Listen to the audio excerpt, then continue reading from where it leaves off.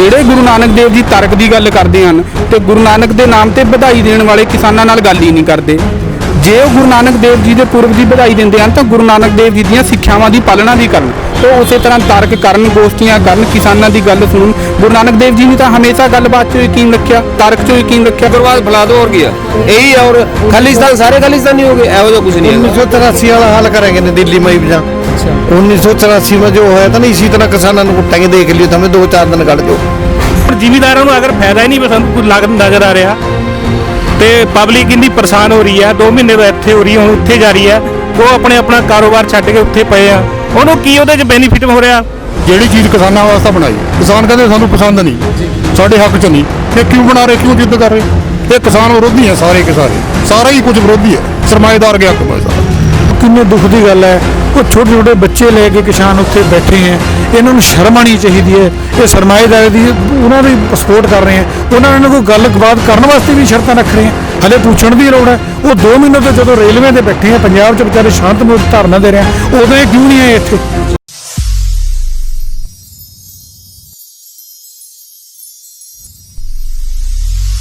ਸੂਹੀ ਸਵੇਰ ਦੇਖ ਰਹੇ तमाम ਦਰਸ਼ਕਾਂ ਦਾ ਮੈਂ ਕਰਨ ਵਰਮਾ ਸਵਾਗਤ ਕਰਦਾ। ਜਿਵੇਂ ਕਿ ਅਸੀਂ ਸਾਰੇ ਜਾਣਦੇ ਹਾਂ ਕਿ ਕਿਸਾਨ ਵੀਰ ਕੁਝ ਦਿੱਲੀ ਨੂੰ ਮੋਰਚਾ ਸੰਭਾਲ ਬੈਠੇ ਨੇ ਤੇ ਕੁਝ ਅਜੇ ਵੀ ਪੰਜਾਬ 'ਚ ਉਹਨਾਂ ਦਾ ਨੇਤਰਤਵ ਕਰ ਰਹੇ ਨੇ।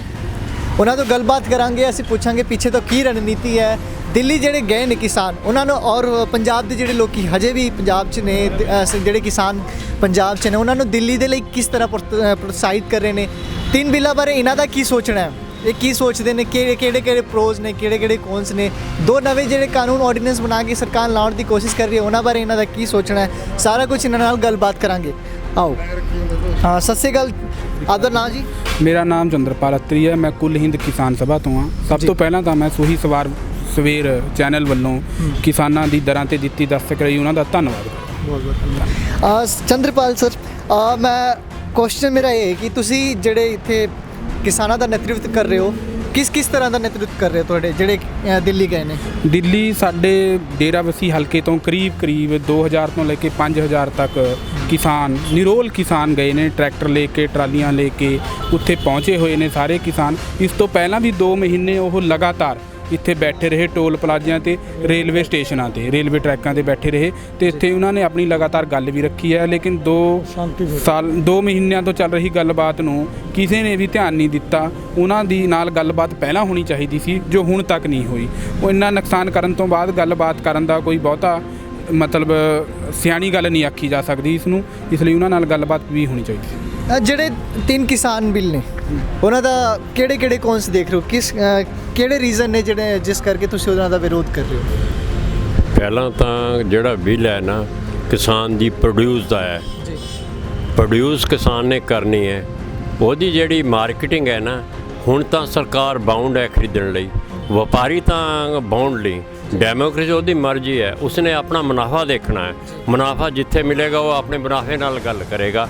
ਤਾਂ ਸਰਕਾਰ ਉਸਨੇ ਕਿੱਥੇ ਪ੍ਰੋਡਿਊਸ ਨਹੀਂ ਖਰੀਦਣੀ ਕਿਸਾਨ ਨੇ। ਵਪਾਰੀ ਆਦਮੀ ਆਪਣਾ ਸਟੋਰ ਕਰ ਸਕਦਾ ਹੈ, ਲੇਕਿਨ ਪ੍ਰੋਡਿਊਸਰ ਹੈ ਨਾ, ਉਹ ਸਟੋਰ ਨਹੀਂ ਕਰ ਸਕਦਾ। ਉਸਨੇ ਕਿਸਾਨ ਨੇ ਸਾਰਾ ਆਪਣਾ ਖਰਚਾ ਫਸਲ ਤੋਂ ਚਲਾਉਣਾ, ਬੱਚਿਆਂ ਦੀ ਫੀਸ ਹੈ, ਮੈਡੀਕਲ ਹੈ, ਜਿਹੜਾ ਵੀ ਦੂਸਰੇ ਡੇਲੀ ਦੀ ਐਕਸਪੈਂਸਿਸ ਉਸ ਤੋਂ ਕੱਢਣੇ ਹੈ। ਜੇ ਉਹ ਉਸਦੀ ਪ੍ਰਾਈਸ ਹੀ ਫਿਕਸ ਨਹੀਂ ਹੈ ਤਾਂ ਵਪਾਰੀ ਨੇ ਨਹੀਂ ਖਰੀਦਣਾ ਉਹ ਬਿਲਕੁਲ ਵੀ। ਸਰਕਾਰ ਕਹਿੰਦੀ ਹੈ ਕਿ ਜਿਹੜੇ ਬਿੱਲ ਨੇ ਇਹਨਾਂ ਤੋਂ ਜਿਹੜੇ ਵਿਚੌਲੀਏ ਨੇ, ਆੜਤੀ ਨਹੀਂ ਵਿਚੌਲੀਏ ਨੇ, ਉਹਨਾਂ ਨੂੰ ਖਤਮ ਕਰ ਦਿੱਤਾ ਜਾਏਗਾ। ਕਿਸ ਤਰ੍ਹਾਂ ਤੁਸੀਂ ਦੇਖ ਰਹੇ ਹੋ? ਜੇ ਗੱਲ ਸੱਚ ਹੈ, ਲੱਗਦੀ ਹੈ ਜ਼ਮੀਨੀ ਸਤਰ ਤੇ ਇਹ ਸਰਕਾਰ ਲੋਕਾਂ ਨੂੰ ਗੁੰਮਰਾਹ ਕਰ ਰਹੀ ਹੈ, ਝੂਠ ਬੋਲ ਰਹੀ ਹੈ। ਕਿਸਾਨਾਂ ਕਾਰਡ ਤੇ ਬਿਨਾਂ ਸਰਦਾ ਹੀ ਹੈ ਨਹੀਂ। ਜਿਹੜੀ ਚੀਜ਼ ਕਿਸਾਨਾਂ ਵਾਸਤੇ ਬਣਾਈ, ਕਿਸਾਨ ਕਹਿੰਦੇ ਸਾਨੂੰ ਪਸੰਦ ਨਹੀਂ, ਸਾਡੇ ਹੱਕ 'ਚ ਨਹੀਂ। ਇਹ ਕਿਉਂ ਬਣਾ ਰਹੇ, ਕਿਉਂ ਜਿੱਦ ਕਰ ਰਹੇ? ਇਹ ਕਿਸਾਨ ਵਿਰੋਧੀ ਹੈ ਸਾਰੇ ਕੇ ਸਾਰੇ, ਸਾਰਾ ਹੀ ਕੁਝ ਵਿਰੋਧੀ ਹੈ, ਸਰਮਾਏਦਾਰ ਗਿਆ ਕਮਾਈ ਸਾਰਾ। ਉਹਨਾਂ ਦਾ ਕਹਿਣਾ ਹੈ ਕਿ ਤਾਂ ਵਿਚੌਲੀਏ ਖਤਮ ਕਰਨ ਦੀ ਪੂਰੀ ਕੋਸ਼ਿਸ਼ ਕੀਤੀ ਜਾ ਰਹੀ ਹੈ, ਜਿਹੜੇ ਤੁਹਾਡੇ ਤੋਂ ਲੁੱਟ-ਪਾਟ ਕਰਦੇ ਨੇ। ਉਹ ਲੋਕਾਂ ਦੀ ਤਸੱਲੀ ਨਹੀਂ ਕਰਾ ਸਕਦੇ, ਕੰਡੀਸ਼ਨਰ ਰੱਖ ਕੇ ਤੇ ਗੱਲਾਂ ਕਰ ਰਹੇ ਕਿਸਾਨ। ਗੱਲ ਕਿੱਥੇ ਕਰ ਰਿਹਾ, ਕਦੇ ਕੁਝ ਕਹਿੰਦੇ ਆ, ਕਦੇ ਕੁਝ ਕਹਿੰਦੇ ਆ। ਇਹ ਸਾਰਾ ਕਿਸਾਨ ਵਿਰੋਧੀ ਹੈ। ਹਾਂਜੀ, ਵਿਚੋਲੀਆ ਤਾਂ ਯੂਪੀ 'ਚ ਵੀ ਨਹੀਂ ਹੈ, ਵਿਚੋਲੀਆ ਬਿਹਾਰ ਵਿੱਚ ਵੀ ਨਹੀਂ ਹੈ। ਹਿੰਦੁਸਤਾਨ, ਪੰਜਾਬ, ਹਰਿਆਣਾ ਅਤੇ ਮੱਧ ਪ੍ਰਦੇਸ਼ ਕਿੱਥੇ ਵੀ ਮੰਡੀ ਕਰਨੀ ਹੈ, ਉੱਥੇ ਕਿਸਾਨ ਦਾ ਕੀ ਹਾਲ ਹੈ। ਮੇਰੇ ਕੋਲ ਆਪਣੀ ਮੱਕੀ ਸੀ, ਮੈਂ ਮੱਕੀ 1000 ਰੁਪਏ ਕੁਇੰਟਲ ਵੇਚੀ ਹੈ। ਮੇਰੇ ਕੋਲ 15 ਕੁਇੰਟਲ ਇਸ ਤੋਰੀਆ ਸੀ। ਉਹ ਤੋਰੀਆ ਮਾਰਕੀਟ ਕੀਮਤ ਆ ਉਹਦੀ 4500 ਰੁਪਏ, ਮੈਂ ਵੇਚਿਆ ਦਾ ਲਾਲਡੂ डोर टू डोर जाके 3500 रुपये उत्ते सरकार कितने गई 3500 रुपये डोर टू डोर जाके जे मंडीकरण ਹੁੰਦਾ ਤਾਂ ਮੈਨੂੰ 1000 रुपये ਦਾ ਘਾਟਾ ਨਹੀਂ ਪੈਣਾ ਸੀ। ਜਿਹੜਾ ਇੱਕ ਮੈਂ ਜਾਣਨਾ ਚਾਹੁੰਦਾ ਸਾਰੇ ਤੋਂ, ਤੁਸੀਂ ਇੱਥੇ ਲੋਕਾਂ ਨੂੰ ਕਿਸ ਤਰ੍ਹਾਂ ਪ੍ਰੋਤਸਾਹਿਤ ਕਰ ਰਹੇ ਹੋ ਜਿਹੜੇ ਦਿੱਲੀ ਗਏ ਕਿਸਾਨ ਨੇ ਉਹਨਾਂ ਨੂੰ ਸਪੋਰਟ ਕਰਨ ਦੇ ਲਈ?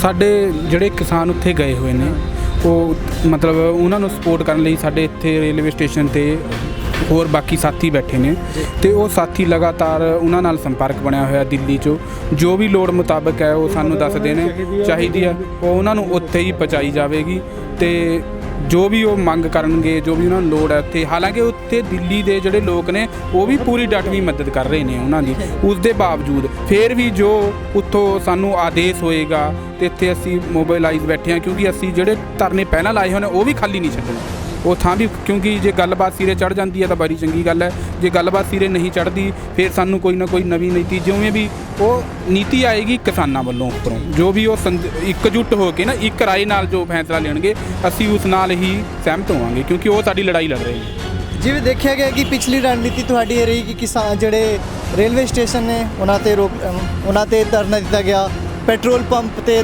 ਧਰਨਾ ਦਿੱਤਾ ਗਿਆ, ਜਿਹੜੇ ਵੀ ਕਾਰਪੋਰੇਟ ਘਰਾਣੇ ਦੇ ਜਿਹੜੇ ਵੀ ਆਫਿਸ ਨੇ ਉਹਨਾਂ ਤੇ ਧਰਨਾ ਦਿੱਤਾ ਗਿਆ, ਉਹਨਾਂ ਨੂੰ ਬੰਦ ਕਰਾਤਾ ਗਿਆ।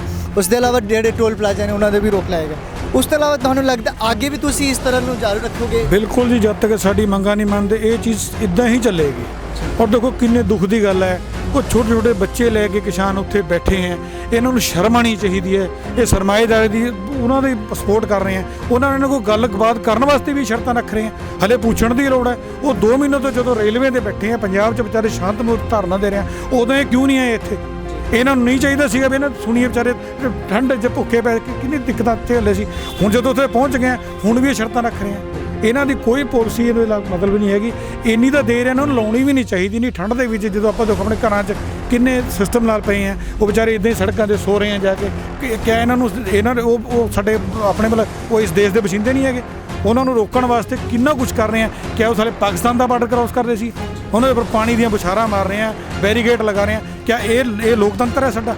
ਖੱਟਰ ਸਰਕਾਰ ਦੀ ਭੂਮਿਕਾ ਨੂੰ ਕਿਸ ਤਰ੍ਹਾਂ ਵੇਖਦੇ ਹੋ ਤੁਸੀਂ? ਖੱਟਰ ਸਰਕਾਰ ਦੀ ਜਿਹੜੀ ਭੂਮਿਕਾ ਰਹੀ ਸਭ ਤੋਂ ਗੰਦੀ ਖੱਟਰ ਸਰਕਾਰ ਤਾਂ ਬਿਲਕੁਲ ਨਕੰਮਾ ਹੀ ਆ। ਕੱਲ ਉੱਥੋਂ ਆਪਣਾ ਪੰਜੋਖਰਾ ਸਾਹਿਬ ਤੋਂ ਭਜਾਇਆ ਉਹ ਲੋਕਾਂ ਨੇ ਅਨਿਲ ਵਿਜ ਉਹ ਵੀ ਉਹਦਾ ਮੰਤਰੀ ਅਨਿਲ ਵਿਜ ਵੀ। ਹਾਂਜੀ ਖੱਟਰ ਨੇ ਕੀ ਕੀਤਾ ਆ? ਖੱਟੜ ਕਹਿ ਰਿਹਾ ਮੇਰੇ ਕਹਿੰਦਾ ਜ਼ਿਮੀਂਦਾਰ ਹੀ ਨਹੀਂ ਗਏ। ਖੱਟੜ ਦੇ 30,000 ਜ਼ਿਮੀਂਦਾਰ ਉੱਤੇ ਗਏ ਆ। ਹਾਂ, ਖੱਟਰ ਸਰਕਾਰ ਦਾ ਕਹਿਣਾ ਹੈ ਕਿ ਹਰਿਆਣਾ ਦੇ ਜਿਹੜੇ ਕਿਸਾਨ ਨੇ ਉਹਨਾਂ ਨੂੰ ਕੋਈ ਪ੍ਰੋਬਲਮ ਨਹੀਂ ਹੈ ਖੇਤੀਬਾੜੀ ਬਿੱਲ ਤੋਂ, ਪਰ ਦੇਖਿਆ ਗਿਆ ਕਿ ਉੱਥੇ ਹਰਿਆਣੇ ਦੇ ਗਏ ਆ ਕਿਸਾਨ ਜਥੇਬੰਦੀਆਂ ਹਰਿਆਣੇ ਦੇ ਗਈਆਂ। ਉਹ ਕਿੱਦਾਂ ਕਹਿ ਰਿਹਾ? ਝੂਠ ਬੋਲ ਰਿਹਾ, ਉਹ ਝੂਠ ਬੋਲਦਾ। ਉਹ ਅਮਰਿੰਦਰ ਨੇ ਵੀ ਕਿਹਾ ਝੂਠ ਬੋਲ ਰਿਹਾ। ਉਸ ਸ਼ਰਿਆਮ में ਝੂਠ ਬੋਲ ਕਹਿੰਦਾ ਮੇਰੇ ਜ਼ਿਮੀਂਦਾਰ ਹੀ ਨਹੀਂ ਗਏ। ਜ਼ਿਮੀਂਦਾਰ ਕਿਉਂ ਨਹੀਂ ਤਾਂ ਗਏ ਆ? 30-35 ਹਜ਼ਾਰ ਜ਼ਿਮੀਂਦਾਰ ਉਹਦਾ ਦਿੱਲੀ ਪਹੁੰਚਿਆ। ਇਹ ਬਿਲਕੁਲ ਝੂਠ ਬੋਲ ਰਹੇ ਹੈ। ਮੈਂ ਕੱਲ ਦਿੱਲੀ ਸੀ, ਉੱਥੇ ਹਰਿਆਣੇ ਦੀ ਕਿਸਾਨ ਦੀ ਬਹੁਤ ਜ਼ਿਆਦਾ ਸਮੂਲੀਅਤ ਹੈ। ਉਹ ਆਪਣੀ ਸਰਕਾਰ ਨੂੰ ਗਾਲਾਂ ਦੇ ਰਹੇ ਆ, ਕੋਸ ਰਹੇ ਆ ਬੁਰੀ ਤਰ੍ਹਾਂ। ਇਹ ਝੂਠ ਬੋਲ ਰਿਹਾ। ਇਹਨਾਂ ਦੇ ਸਾਰੇ GST ਇਹਨਾਂ ਦੀ ਫੇਲ, ਨੋਟਬੰਦੀ ਇਹਨਾਂ ਦੀ ਫੇਲ, ਕਿਸਾਨ ਐਕਟ ਇਹਨਾਂ ਦਾ ਫੇਲ। ਇਹ ਡਰਾਮਾਬਾਜ਼ੀ ਹੈ, ਕੁਛ ਨਹੀਂ। ਜਿਹੜੇ ਕੱਲ ਮੋਦੀ ਜੀ ਨੇ ਸਾਰੇ ਜਿਹੜੇ ਵੀ ਸਿੱਖ ਵੀਰ ਨੇ ਉਹਨਾਂ ਨੂੰ ਸਿੱਖ ਭਾਈ ਨੇ ਉਹਨਾਂ ਨੂੰ ਪ੍ਰਕਾਸ਼ ਪੁਰਬ ਤੇ 551 ਪ੍ਰਕਾਸ਼ ਪੁਰਬ ਤੇ ਸਾਰਿਆਂ ਨੂੰ ਵਧਾਈ ਦਿੱਤਾ। ਜਿਵੇਂ ਅਸੀਂ ਸਾਰੇ ਜਾਣਦੇ ਹਾਂ ਨਾ ਕਿ ਜਿਹੜੇ ਸ੍ਰੀ ਗੁਰੂ ਨਾਨਕ ਦੇਵ ਜੀ ਨੇ ਉਹਨਾਂ ਦਾ ਲਾਸਟ ਸਮਾਂ ਕਰਤਾਰਪੁਰ ਵਿੱਚ ਐਜ਼ ਅ ਕਿਸਾਨ ਸੀ, ਕਿਸਾਨੀ ਕੀਤੀ ਉਹਨਾਂ ਨੇ। ਤੇ ਉਸ ਦੋਗਲਾਪੰਥੀ ਬਾਰੇ ਕੀ ਕਹਿਣਾ ਚਾਹੋਗੇ ਮੋਦੀ ਜੀ ਦੇ? ਸਭ ਤੋਂ ਪਹਿਲਾਂ ਤਾਂ ਜਿਹੜਾ ਪ੍ਰਧਾਨ ਮੰਤਰੀ ਜੀ ਨੇ ਉੱਥੇ ਦਿੱਤਾ ਜੋ ਵਧਾਈ ਦਿੱਤੀ ਹੈ ਉਹ ਉਹਨਾਂ ਦਾ ਫਰਜ਼ ਬਣਦਾ ਹੈ, ਉਹਨਾਂ ਨੂੰ ਦੇਣੀ ਚਾਹੀਦੀ ਸੀ। ਠੀਕ ਹੈ ਜੀ, ਉਹ ਦੇਸ਼ ਲਈ ਦਿੱਤੀ ਹੈ। ਪਰ ਗੁਰੂ ਨਾਨਕ ਦੇਵ ਜੀ ਦੀਆਂ ਸਿੱਖਿਆਵਾਂ ਦੀ ਵੀ ਉਹ ਪਾਲਣਾ ਕਰਨ। ਗੁਰੂ ਨਾਨਕ ਦੇਵ ਜੀ ਇੱਕ ਅਜਿਹੇ ਮਤਲਬ ਸਾਧ ਸਨ, ਸੰਤ ਸਨ, ਪੈਰੋਕਾਰ ਸਨ, ਬਹੁਤ ਬੜੇ ਮਤਲਬ ਸ਼ਖਸੀਅਤ ਸਨ। ਉਹਨਾਂ ਨੇ ਗੋਸ਼ਟੀ ਗੱਲਬਾਤ ਦਾ ਰਾਹ ਹਮੇਸ਼ਾ ਕਰਿਆ, ਤਰਕ ਨਾਲ ਲੋਕਾਂ ਦਾ ਸਾਹਮਣਾ ਕਰਿਆ। ਜਿਹੜੇ ਗੁਰੂ ਨਾਨਕ ਦੇਵ ਜੀ ਤਰਕ ਦੀ ਗੱਲ ਕਰਦੇ ਹਨ ਤੇ ਗੁਰੂ ਨਾਨਕ ਦੇ ਨਾਮ ਤੇ ਵਧਾਈ ਦੇਣ ਵਾਲੇ ਕਿਸਾਨਾਂ ਨਾਲ ਗੱਲ ਹੀ ਨਹੀਂ ਕਰਦੇ। ਜੇ ਉਹ ਗੁਰੂ ਨਾਨਕ ਦੇਵ ਜੀ ਦੇ ਪੁਰਬ ਦੀ ਵਧਾਈ ਦਿੰਦੇ ਹਨ ਤਾਂ ਗੁਰੂ ਨਾਨਕ ਦੇਵ ਜੀ ਦੀਆਂ ਸਿੱਖਿਆਵਾਂ ਦੀ ਪਾਲਣਾ ਵੀ ਕਰਨ। ਉਹ ਉਸੇ ਤਰ੍ਹਾਂ ਤਰਕ ਕਰਨ, ਗੋਸ਼ਟੀਆਂ ਕਰਨ, ਕਿਸਾਨਾਂ ਦੀ ਗੱਲ ਸੁਣਨ। ਗੁਰੂ ਨਾਨਕ ਦੇਵ ਜੀ ਨੇ ਤਾਂ ਹਮੇਸ਼ਾ ਗੱਲਬਾਤ 'ਚੋਂ ਯਕੀਨ ਰੱਖਿਆ, ਤਰਕ 'ਚੋਂ ਯਕੀਨ ਰੱਖਿਆ, ਗੋਸ਼ਟੀ 'ਚੋਂ ਯਕੀਨ ਰੱਖਿਆ, ਤੇ ਉਹਨਾਂ ਨੇ ਹਮੇਸ਼ਾ ਲੋਕਾਂ ਦੀ ਗੱਲ ਸੁਣੀ ਹੈ, ਲੋਕਾਂ ਨੂੰ ਸੁਣਾਇਆ ਤੇ ਸਾਰਿਆਂ ਨੂੰ ਮਤਲਬ ਨਾਲ ਲੈ ਕੇ ਚੱਲੇ ਨੇ। ਇਹ ਤਾਂ ਗੱਲਬਾਤ ਵਾਲੀ ਹੈ ਹੀ ਨਹੀਂ, ਗੱਲ ਨਹੀਂ ਹੈ। ਉਹ ਉਹਨਾਂ ਦੀ ਸਿੱਖਿਆਵਾਂ ਦੀ ਪਾਲਣਾ ਨਹੀਂ ਕਰਦੇ। ਇਸ ਤਰ੍ਹਾਂ ਉਹਨਾਂ ਦੀ ਵਧਾਈ ਦੇਣਾ ਉਹਨਾਂ ਦੇ ਨਾਂ 'ਤੇ ਇਹ ਨਿਰਾ ਢਕਵੰਜ ਹੈ, ਹੋਰ ਕੁਝ ਨਹੀਂ। ਜੇ ਉਹ ਗੁਰੂ ਨਾਨਕ ਦੇਵ ਜੀ ਦੇ ਪ੍ਰਤੀ ਪੂਰੀ ਸ਼ਰਧਾ ਰੱਖਦੇ ਹਨ ਤਾਂ ਉਹ ਗੁਰੂ ਨਾਨਕ ਦੇਵ ਜੀ ਦੀਆਂ ਸਿੱਖਿਆਵਾਂ ਤਰਕ ਤੇ ਗੋਸ਼ਟੀ ਵਾਲੀ, ਕਿਸਾਨਾਂ ਨਾਲ ਤਰਕ ਕਰਨ, ਕਿਸਾਨਾਂ ਦੀ ਗੱਲ ਸੁਣਨ, ਕਿਸਾਨਾਂ ਦੀ ਜਿਹੜੀ ਉਹ ਆਪਣੀ ਮਨ ਦੀ ਬਾਤ ਨਾ ਸੁਣਾਉਣ, ਕਿਸਾਨਾਂ ਦੇ ਮਨ ਦੀ ਬਾਤ ਵੀ ਸੁਣਨ, ਹਾਂ ਲੋਕਾਂ ਦੀ ਵੀ ਸੁਣਨ। ਹੋਰ ਕੀ ਸ਼ਿਕਾਇਤਾਂ ਨੇ ਤੁਹਾਡੀ ਇਸ ਬਿੱਲ ਤੋਂ? ਸ਼ਿਕਾਇਤ ਰੱਦ ਕਰਨੇ ਚਾਹੀਦੇ ਆ ਵੀ, ਨਹੀਂ ਕਿਸਾਨੀ ਬਚਣੀ ਹੈ ਨਹੀਂ। ਜਦ ਤੱਕ ਇਹ ਰੱਦ ਨਹੀਂ ਹੁੰਦੇ ਲੋਕ ਲੜਨਗੇ, ਨਾਲ ਖੜੇ ਆ ਉਹਨਾਂ ਦੇ। ਜਿਹੜੇ ਐਕਸ਼ਨ ਲਿੱਤੇ ਜਾ ਰਹੇ ਨੇ ਜਿਹੜੇ ਦਿੱਲੀ ਪੁਲਿਸ ਦੁਆਰਾ, ਉਹ ਵੀ ਵਾਟਰ ਕੈਨਨ ਦਾ ਇਸਤੇਮਾਲ ਕਰ ਰਹੇ ਨੇ, ਠੀਕ ਹੈ। ਔਰ ਉੱਥੇ ਸ਼ੁਰੂ ਨਹੀਂ ਹੋਇਆ, ਬਾਰਡਰ ਟੋਟਲੀ ਬਲੌਕ ਹੈ, ਲੇਕਿਨ ਕੈਨਨ ਵੈਨ ਹਾਲੇ ਸ਼ੁਰੂ ਨਹੀਂ ਹੋਇਆ। ਜਿਹੜਾ ਹੋਇਆ ਉਹ ਕਾਰਵਾਈ ਹਰਿਆਣੇ 'ਚ ਹੋਈ ਹੈ। ਉੱਥੇ ਤਾਂ ਲੋਕ ਬੈਠੇ ਹੈ ਸ਼ਾਂਤੀਪੁਰ 10-15 ਲਗਭਗ 15 ਕਿਲੋਮੀਟਰ 'ਚ ਬੈਠੇ ਹੈ, ਉਹ ਖੜੇ ਹੈ ਉੱਥੇ। ਉਹਨਾਂ ਨੇ ਬਿਲਕੁਲ ਬੰਦ ਕੀਤਾ ਹੋਇਆ, ਲੇਕਿਨ ਕੈਨਨ ਵੈਨ ਹਾਲੇ ਉੱਥੇ ਸ਼ੁਰੂ ਨਹੀਂ ਹੋਇਆ। ਸਾਰਾ ਕੰਮ ਹਰਿਆਣੇ ਵਾਲੇ ਨੇ ਕਰਿਆ, ਇਹ ਸਾਰਾ ਹੋਰ ਕੰਮ ਕਿਸੇ ਕਹੀਂ ਨਹੀਂ ਦੇਸ਼ 'ਚ ਹੋਇਆ, ਇਹਨੇ ਸਾਰਾ ਕੁਝ ਕਰਿਆ। ਪਰਾਲੀ ਤੇ ਬਿਜਲੀ। ਹਾਂ, ਜਿਹੜੇ ਦੋ ਕਾਨੂੰਨ ਹੋਰ ਵੀ ਨੇ, ਜਿਹੜੇ ਇੱਕ ਪਰਾਲੀ ਤੇ ਜੁਰਮਾਨਾ ਲਾਉਣ ਦੀ ਕੋਸ਼ਿਸ਼ ਕੀਤੀ ਜਾ ਰਹੀ ਹੈ, 1 ਕਰੋੜ ਦਾ ਜੁਰਮਾਨਾ ਤੇ 5 ਸਾਲ ਦੀ ਜੇਲ੍ਹ ਕੀ ਜਾ ਰਹੀ ਹੈ। ਦੂਜਾ ਇੱਕ ਹੋਰ ਬਿੱਲ ਆ ਰਿਹਾ ਜਿਹੜਾ, ਪਹਿਲੇ ਸਭ ਤੋਂ ਪਹਿਲਾਂ ਮੈਨੂੰ ਬਿਜਲੀ ਬਿੱਲ ਬਾਰੇ ਪੂਰਾ ਹਾਂ, ਬਿਜਲੀ ਸੋਧ ਬਿੱਲ 2020 ਹੈ, ਉਹ ਹਲੇ ਤਜਵੀਜ਼ਤ ਹੈ, ਆਰਡੀਨੈਂਸ ਹੈ। ਬਿਜਲੀ ਸੋਧ ਬਿੱਲ 'ਚ ਇਹਨਾਂ ਨੇ ਕੀ ਕੀਤਾ ਹੈ ਕਿ ਜਿਹੜੇ ਸਟੇਟ ਦੇ ਬੋਰਡ ਨੇ ਉਹ ਭੰਗ ਕਰ ਦੇਣੇ ਨੇ, ਸਿੱਧੇ ਸੈਂਟਰ ਦਾ ਬੋਰਡ ਰਹੇਗਾ। ਸੈਂਟਰ ਦੇ ਬੋਰਡ ਦੇ ਹਿਸਾਬ ਤੋਂ ਜਿਹੜੀ ਬਿਜਲੀ ਹੈ ਉਹ ਮਹਿੰਗੀ ਹੋ ਜਾਏਗੀ ਤੇ ਉਸ ਦੀ ਇੱਕ ਮਿਕਦਾਰ ਵੀ ਹੋਵੇਗੀ ਨਿਸ਼ਚਿਤ। ਤੇ ਦੂਜਾ, ਜਿਹੜੀਆਂ ਕਿਸਾਨਾਂ ਨੂੰ ਮਿਲ ਰਹੀ ਹੈ ਸਬਸਿਡੀ ਵਗੈਰਾ, ਇਹ ਵੀ ਰੱਦ ਹੋ ਜਾਏਗੀ। ਹਾਲਾਂਕਿ ਇਹ ਇੱਕ ਵੱਖਰਾ ਸਵਾਲ ਹੈ ਕਿ ਵੱਡੇ ਕਿਸਾਨਾਂ ਲਈ ਕੀ ਕਰਨਾ ਤੇ ਛੋਟਿਆਂ ਲਈ ਕੀ ਕਰਨਾ, ਲੇਕਿਨ ਹੁਣ ਜਿਹੜਾ ਸਾਹ ਆ ਰਿਹਾ ਕਿਸਾਨ ਨੂੰ ਥੋੜੀ ਬਹੁਤ ਸਹੂਲਤ ਮਿਲ ਕੇ, ਉਹ ਸਾਹ ਤਾਂ ਨਾ ਬੰਦ ਹੋਵੇ। ਤੁਸੀਂ ਉਸ ਨੂੰ ਸਹੂਲਤ ਦੇਣੀ ਪਹਿਲਾਂ ਵੱਧ ਸ਼ੁਰੂ ਕਰੋ, ਫਿਰ ਪਿਛਲੀ ਸਹੂਲਤ ਵਾਪਸ ਲਿਓ ਜੋ ਵੀ ਹੈ। ਦੂਜਾ, ਜਿਹੜਾ ਪਰਾਲੀ ਬਾਰੇ ਕਾਨੂੰਨ ਹੈ, ਪਰਾਲੀ ਬਾਰੇ ਜਿਹੜਾ ਕਾਨੂੰਨ ਇਹ ਬਣਾ ਰਹੇ, ਉਸ 'ਚੋਂ 17 ਮਤਲਬ ਇਹਨਾਂ ਨੇ ਅਧਿਕਾਰੀ ਸ਼ਾਮਿਲ ਕੀਤੇ ਨੇ। ਸਭ ਤੋਂ ਵੱਡੀ ਗੱਲ ਹੈ ਉਸ 'ਚ ਇੱਕ ਚੀਫ ਸੈਕਟਰੀ ਹੈ, ਸਟੇਟ ਦਾ ਹਰੇਕ ਸਟੇਟ ਦਾ ਚੀਫ ਸੈਕਟਰੀ ਹੋਏਗਾ, ਪੰਜਾਬ ਦਾ ਮੇਨ ਹੋਏਗਾ ਤੇ ਸੈਂਟਰ ਦਾ ਕੈਬਨਿਟ ਸੈਕਟਰੀ ਹੋਏਗਾ। 17 ਦੇ 17 ਜਿਹੜੇ ਬੰਦੇ ਨੇ, ਉਹਨਾਂ ਦੀ ਥਾਂ ਤੇ ਇੱਕ ਅੱਧਾ ਕਿਸਾਨਾਂ ਦਾ ਨੁਮਾਇੰਦਾ ਹਰੇਕ ਸੂਬੇ 'ਚੋਂ ਹੋਣਾ ਚਾਹੀਦਾ, ਉਹ ਗੱਲ ਕਰੇ। ਦੂਜੀ ਜਿਹੜੀ ਗੱਲ ਹੈ, ਹੁਣ ਇਹ ਕਹਿੰਦੇ ਨੇ ਕਿ ਅਸੀਂ ਕਿਸਾਨ ਨੂੰ ਕਰੋੜ ਰੁਪਏ ਜੁਰਮਾਨਾ ਲਾਵਾਂਗੇ। ਹੁਣ ਅਸੀਂ ਦੇਖ ਰਹੇ ਹਾਂ ਕਿ ਲੇਬਰ ਘਟਦੀ ਜਾ ਰਹੀ ਹੈ ਤੇ ਜਿਹੜੀ ਝੋਨਾ ਹੈ, ਝੋਨਾ ਕੰਪਾਈਨ ਰਾਹੀਂ ਵੱਢਦੇ ਹਾਂ। ਕੰਪਾਈਨ ਰਾਹੀਂ ਵੱਢਣ ਤੋਂ ਬਾਅਦ ਉਸਦੀ ਰਹਿੰਦ ਖੂੰਹਦ ਵੱਜ ਜਾਂਦੀ ਹੈ ਫੁੱਟ। ਜੇ ਉਸ ਨੂੰ ਫੁੱਟ ਨੂੰ ਅਸੀਂ 4 ਵਾਰੀਆਂ 'ਚ ਭਾਈਏ, ਜੋ ਇੱਕ ਵਾਰ ਦੀ ਵਾਹੀ ਦਾ 500 ਰੁਪਏ ਦਾ ਤੇਲ ਹੈ, 2000 ਰੁਪਏ ਦਾ ਤੇਲ ਉਸ ਨੂੰ 1 ਕਿੱਲੇ 'ਚੋਂ 1 ਏਕੜ 'ਚੋਂ ਪਏਗਾ ਖਰਚਣ ਲਈ। ਸਰਕਾਰ ਦਿੰਦੀ ਤਾਂ ਕੁਛ ਨਹੀਂ ਹੈ। ਸਰਕਾਰ ਪਿੰਡਾਂ 'ਚੋਂ ਪਹਿਲਾਂ ਤਾਂ ਸੁਸਾਇਟੀਆਂ ਨੂੰ ਕੋਈ ਸੰਦ ਦੇਵੇ, ਉਸ ਨੂੰ ਤਰੀਕਾ ਬਣਾਵੇ, 2 ਦੇਣ 3 ਦੇਣ, ਪਿੰਡਾਂ ਦੇ ਹਿਸਾਬ ਨਾਲ ਸੰਦ ਦੇਵੇ। ਸਰਕਾਰ ਸਿੱਧੀ ਉਹ ਕਹਿੰਦੀ ਹੈ ਤੁਹਾਨੂੰ ਕਰੋੜ ਰੁਪਏ ਜੁਰਮਾਨਾ ਲਾ ਦਾਂਗੇ, ਫਾਹੇ ਲਾ ਦਾਂਗੇ। ਹੁਣ ਉਹ ਸਰਕਾਰ ਜਿਹੜਾ ਝੋਨਾ ਪੈਦਾ ਕਰ ਰਹੀ ਹੈ, ਉਹ ਵੀ ਤਾਂ ਸਾਰੇ ਭਾਰਤ ਲਈ ਪੈਦਾ ਕਰ ਰਹੀ ਹੈ, ਤੇ ਪਹਿਲਾਂ ਉਸ ਨੂੰ ਸਰਕਾਰ ਸਾਧਨ ਮੁਹੱਈਆ ਕਰਾਵੇ ਉਹ ਝੋਨਾ ਕੱਟਣ ਵਾਲੇ, ਤੇ ਫਿਰ ਉਹ ਹੌਲੀ ਹੌਲੀ ਉਸ 'ਤੇ ਸਬਸਿਡੀ ਦੇਵੇ ਜਾਂ ਪਹਿਲਾਂ ਆਪ ਰੱਖੇ। ਇਸ ਤਰ੍ਹਾਂ ਸਿੱਧੇ ਜੁਰਮਾਨੇ ਲਾਉਣਾ ਜਾਂ ਸਜ਼ਾਵਾਂ ਦਾ ਪ੍ਰੋਵੀਜ਼ਨ ਕਰਨਾ, ਇਹ ਆਖਰਕਾਰ ਆਪਣੇ ਲੋਕ ਨੇ, ਇਹ ਕਿਸੇ ਦੇ ਇਹ ਨਿਰੋਲ ਧੱਕਾ ਹੀ ਹੈ। ਜਦੋਂ ਕਿਸਾਨ ਪਹਿਲਾਂ ਹੀ ਆਪਣਾ, ਦੂਜੀ ਉਹ ਜਿਹੜੀ ਗੱਲ ਆੜ੍ਹਤੀਆਂ ਵਾਲੀ ਆਪਾਂ ਕਰ ਰਹੇ ਸੀ ਪਹਿਲਾਂ, ਕਿਸਾਨ ਕੋਲ ਸਟੋਰੇਜ ਲਈ ਕੋਈ ਸਮਰੱਥਾ ਨਹੀਂ ਹੈ। ਕਿਸਾਨ ਕੋਲ ਖੇਤ ਤਾਂ ਹੈ, ਪਰ ਖੇਤ 'ਚੋਂ ਤੁਸੀਂ ਮਕਾਨ ਬਣਾ ਕੇ ਦਿਖਾਓ, ਕੰਧਾਂ 'ਤੇ ਸੈੱਡ ਪਾਉਣ ਦਾ ਹੀ ਲੱਖਾਂ ਰੁਪਏ ਖਰਚਾ ਹੈ, ਉਹ ਕਿੱਥੇ ਸਟੋਰ ਕਰ ਲੂਗਾ ਫਸਲਾਂ ਨੂੰ?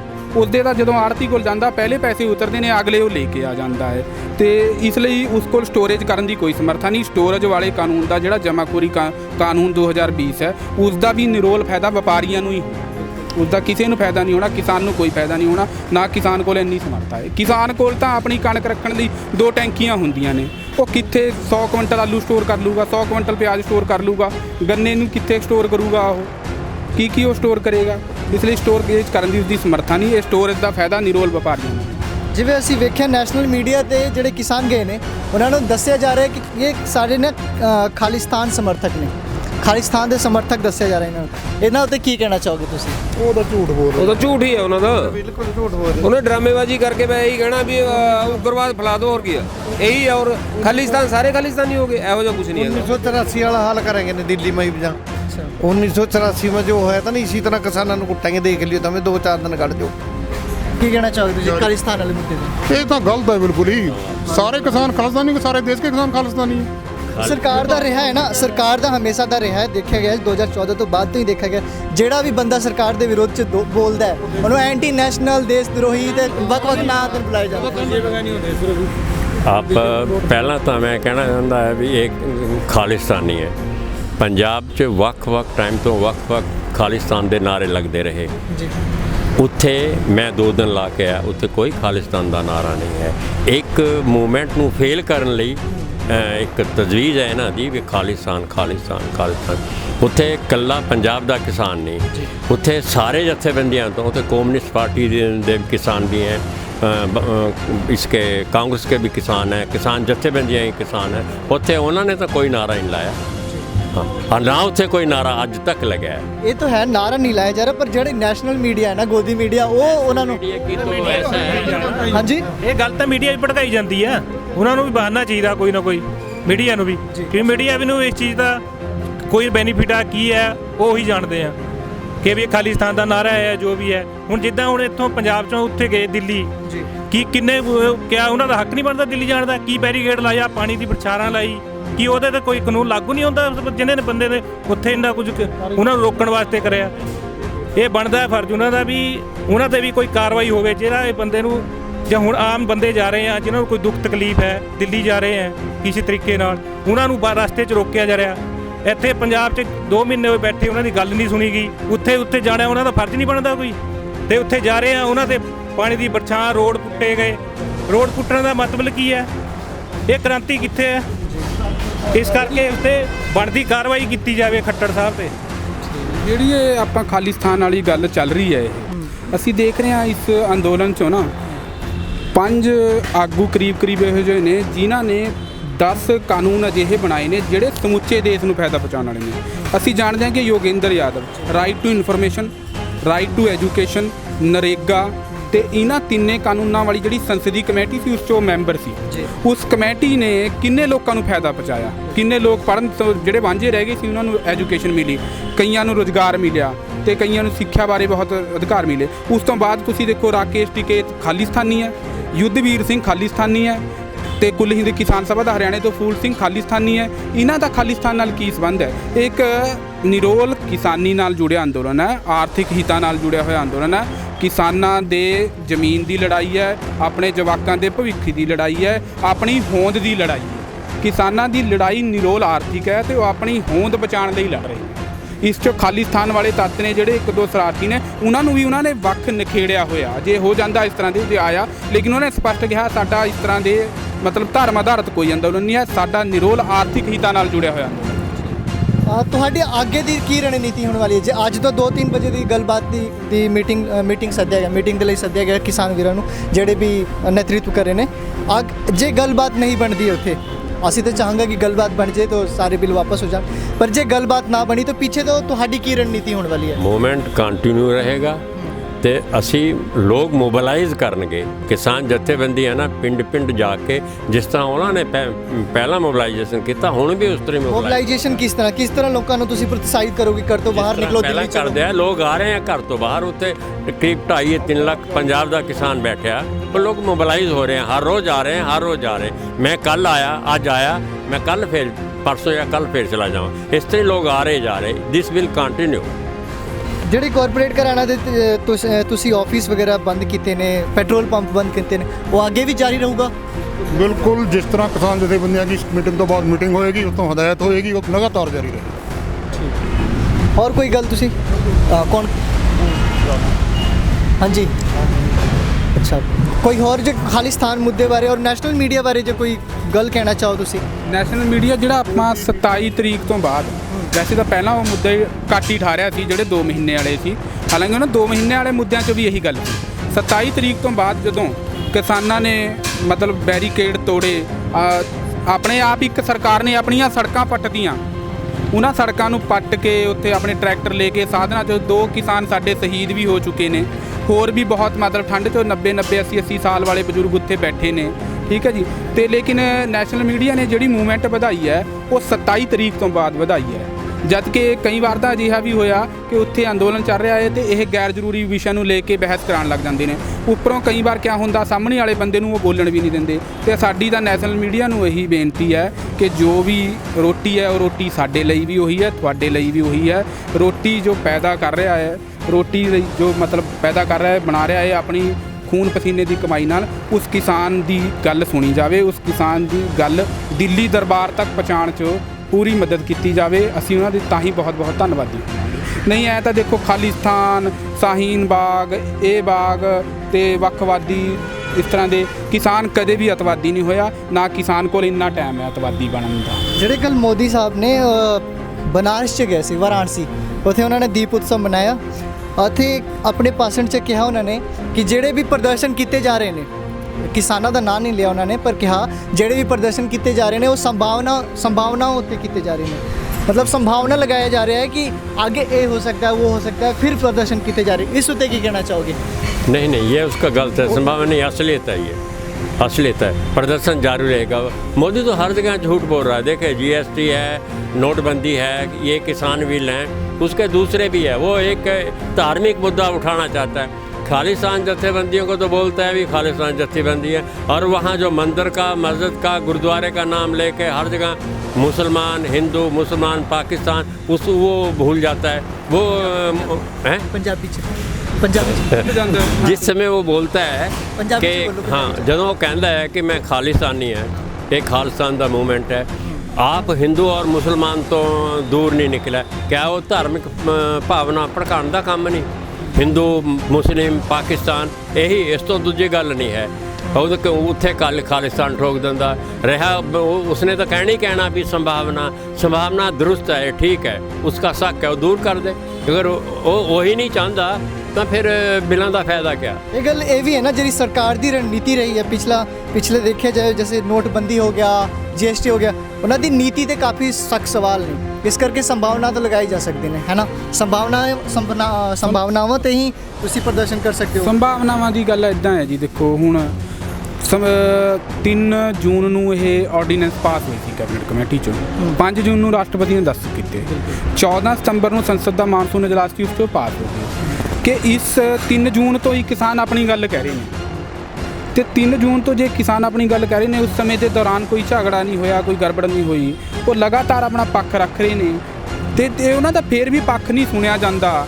ਹੋਰ ਕੀ ਸੰਭਾਵਨਾਵਾਂ ਕਰਨ? ਉਹ ਤਾਂ ਬਹੁਤ ਡਰੇ ਹੋਏ ਨੇ। ਜਦੋਂ ਉਹਨਾਂ ਦੀ ਕੋਈ ਗੱਲ ਹੀ ਨਹੀਂ ਸੁਣਦਾ, ਉਹ ਅੰਦਾਜ਼ੇ ਕਿਉਂ ਨਾ ਲਗਾਉਣ? ਇਹ ਅੰਦਾਜ਼ੇ ਉਹਨਾਂ ਦੇ ਸ਼ੱਕ ਸੁਭਾ ਜਿਹੜੇ ਦੂਰ ਕਰ ਦੇਣ, ਬੁਲਾ ਕੇ ਉਹਨਾਂ ਨੂੰ ਬੁਲਾ ਕੇ ਉਹਨਾਂ ਦੇ ਸ਼ੱਕ ਸੁਭੇ ਦੂਰ ਕਰ ਦੇਣ। ਉਹ ਬੇਮਤਲਬ ਦੇ ਅੰਦਾਜ਼ੇ ਲਾਉਣ ਤੋਂ ਆਪੇ ਬੰਦ ਹੋ ਜਾਣਗੇ, ਉਹਨਾਂ ਦੀ ਗੱਲ ਸੁਣ ਲੈਣ।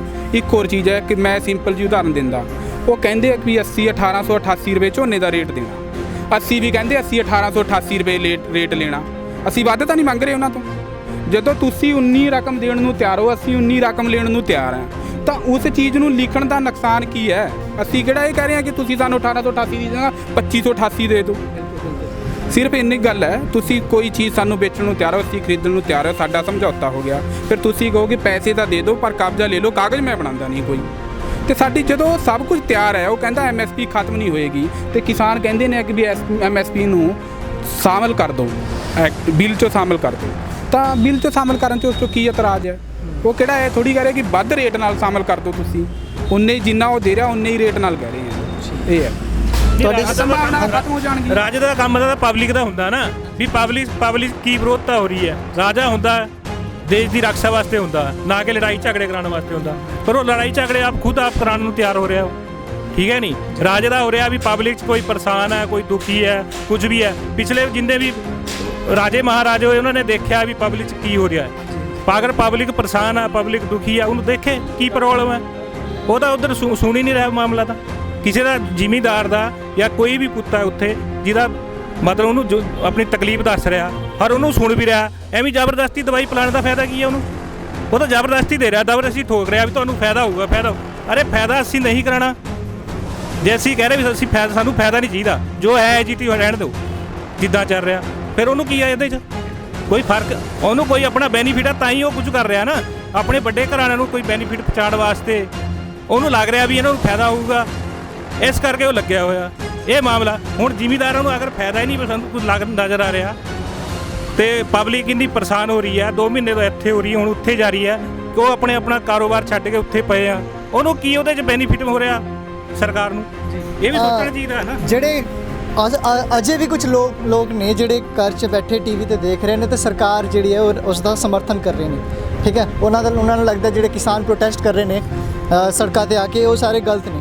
ਉਹਨਾਂ ਨੂੰ ਤੁਸੀਂ ਕੀ ਕਹਿਣਾ ਚਾਹੋਗੇ? ਜਦੋਂ ਰਾਜਾ ਮੂਰਖ ਹੋ ਜਾਂਦਾ ਹੈ, ਮੰਤਰੀ ਮੂਰਖ ਹੋ ਜਾਂਦੇ ਆ, ਉਹਨਾਂ ਨੇ ਕੰਮ ਵੀ ਮੂਰਖਾਂ ਵਾਲੇ ਕਰਨੇ ਵਾ। ਮੇਰਾ ਇੱਕ ਹੀ ਜਵਾਬ ਹੈ, ਕੰਮ ਵੀ ਮੂਰਖਾਂ ਵਾਲੇ ਕਰਨੇ ਆ। ਕੀ ਕਹਿਣਾ? ਇੱਕ ਜਿਹੜੀ ਗੱਲ ਆਪਾਂ ਕਰ ਰਹੇ ਸੀ ਪਹਿਲਾਂ, ਉਹ ਕਰ ਰਹੇ ਸੀ ਵਿਚੋਲੀਆਂ ਵਾਲੀ, ਤੇ ਮੈਂ ਇਸ ਵਾਰ ਆੜ੍ਹਤੀਆਂ ਬਾਰੇ ਗੱਲ ਕਰਾਂਗਾ। ਆੜ੍ਹਤੀ ਜਿਹੜੇ ਪੰਜਾਬ 'ਚ ਉਹਨਾਂ ਨੂੰ 8.5% ਕਮਿਸ਼ਨ ਮਿਲਦੀ ਹੈ। ਕਮਿਸ਼ਨ ਮਤਲਬ ਸਾਰਾ ਕੁਝ ਖਰਚਾ, ਉਸ 'ਚੋਂ 3% RDF ਹੈ, ਰੂਰਲ ਡਿਵੈਲਪਮੈਂਟ ਫੰਡ, ਤੇ 3% ਮੰਡੀ ਦੀ ਲਾਇਸੈਂਸਿੰਗ ਫੀਸ ਹੈ। 2.5% ਉਹਨਾਂ ਦੀ ਕਮਿਸ਼ਨ ਹੈ ਜੋ ਉਹਨਾਂ ਨੇ ਲਮਸਮ 46 ਰੁਪਏ ਕਰ ਦਿੱਤੀ ਹੈ।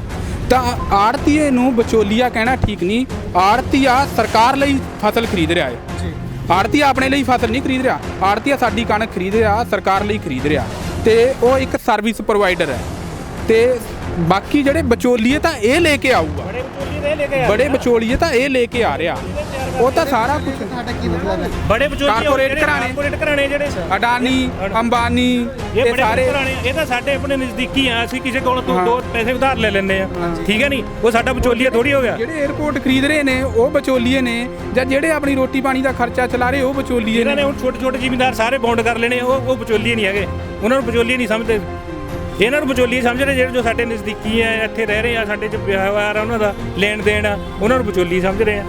ਇਹਦਾ ਮਤਲਬ ਕੀ ਬਣਦਾ?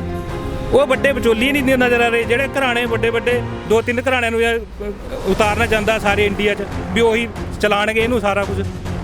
ਉਹ ਵਿਚੋਲੀਏ ਨਜ਼ਰ ਆ ਰਹੇ, ਇਹ ਵਿਚੋਲੀਏ ਨਜ਼ਰ ਆ ਰਹੇ। ਇਹ ਸੋਚਣਾ ਚਾਹੀਦਾ ਹੈ ਨਾ ਕੁਝ ਉਹਨਾਂ ਨੂੰ ਇਸ ਦੇ ਬਾਰੇ। ਪਬਲਿਕ ਕਿਉਂ ਪਰੇਸ਼ਾਨ ਹੈ? ਹੁਣ ਉਹਨਾਂ ਵਿਚੋਲੀਆਂ ਦੇ ਅੰਡਰ ਆ ਕੇ ਉਹਨਾਂ ਨੇ ਆਪਣਾ ਸਿੱਕਾ ਚਲਾਉਣਾ। ਹੁਣ ਇਹ ਛੋਟਾ ਜਿਹਾ ਕਿੰਨਾ ਕੁ ਮੁੱਦਾ ਇਹ ਜਿਹੜਾ ਉਹ ਵਾਪਸ ਨਹੀਂ ਲੈ ਰਿਹਾ, ਕੁਝ ਵੀ ਨਹੀਂ ਹੈਗਾ। ਇਹ ਕੱਲ੍ਹ ਨੂੰ ਚਲੋ ਜ਼ਿਮੀਂਦਾਰਾਂ ਦੀ ਗੱਲ ਨਾ ਸੁਣਨ, ਕੱਲ੍ਹ ਨੂੰ ਕੌਣ ਆਵਾਜ਼ ਉਠਾਏਗਾ? ਸਰਕਾਰੀ ਨੌਕਰੀਆਂ ਨਹੀਂ ਰਹੀਆਂ, ਕੌਣ ਆਵਾਜ਼ ਉਠਾਏਗਾ? ਦਫ਼ਤਰ 'ਚ ਕਿਸੇ ਦਫ਼ਤਰ 'ਚ ਚਲੇ ਜਾਓ, ਇੰਨੀ ਕਰਪਸ਼ਨ ਹੱਦ ਤੋਂ ਜ਼ਿਆਦਾ, ਕੋਈ ਪੁੱਛਣ ਵਾਲਾ ਹੀ ਨਹੀਂ। ਤੇ ਕਿੱਥੇ ਬੰਦਾ ਪਰੇਸ਼ਾਨ ਹੋਏਗਾ? ਇਹ ਕਹਿੰਦੇ ਜੀ ਅਸੀਂ ਕਰਪਸ਼ਨ ਹਟਾ ਦੇਣੀ ਜੀ, ਕਰਪਸ਼ਨ ਹਟਾ ਦੇਣੀ।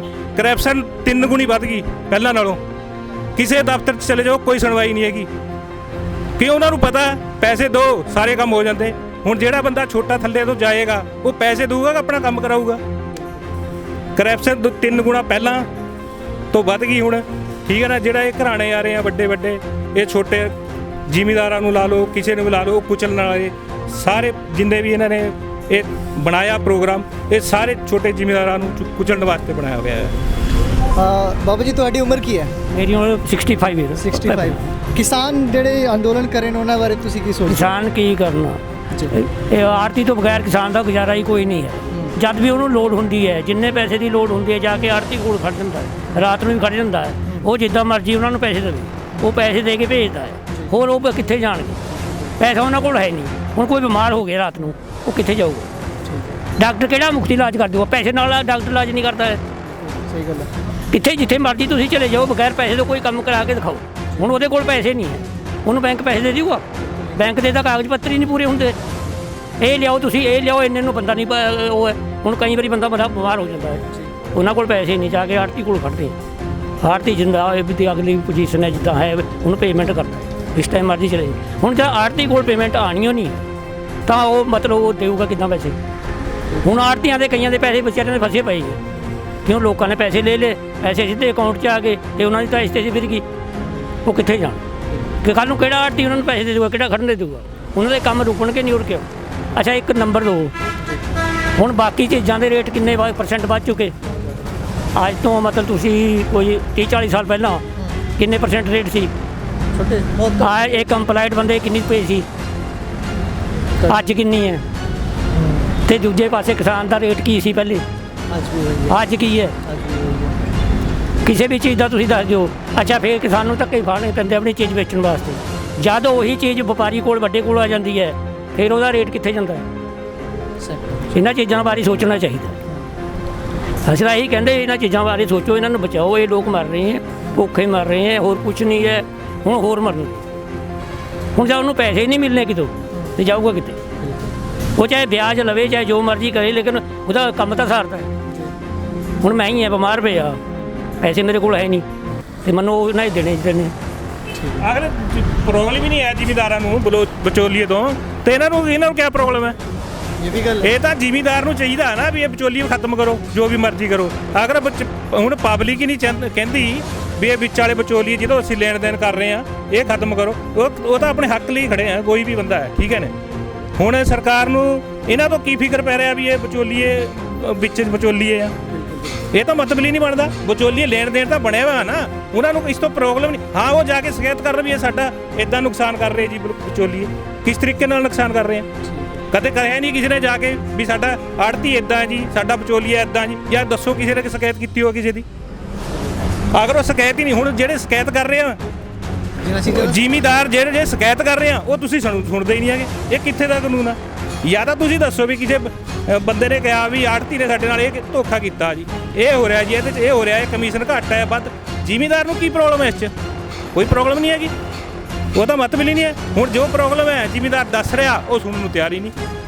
ਬਣਦੀ ਗੱਲ ਕੋਈ ਨਹੀਂ। ਐਸੀ ਕੁਝ ਕਿਸਾਨ ਵੀਰ ਜਿਨ੍ਹਾਂ ਨੇ ਅਸੀਂ ਸਾਡੇ ਨਾਲ ਗੱਲਬਾਤ ਕਰਤੀ। ਸੂਈ ਸਵੇਰ ਦੇ ਨਾਲ ਗੱਲਬਾਤ ਕਰਨ ਦੇ ਲਈ ਬਹੁਤ ਬਹੁਤ ਧੰਨਵਾਦ ਜੀ।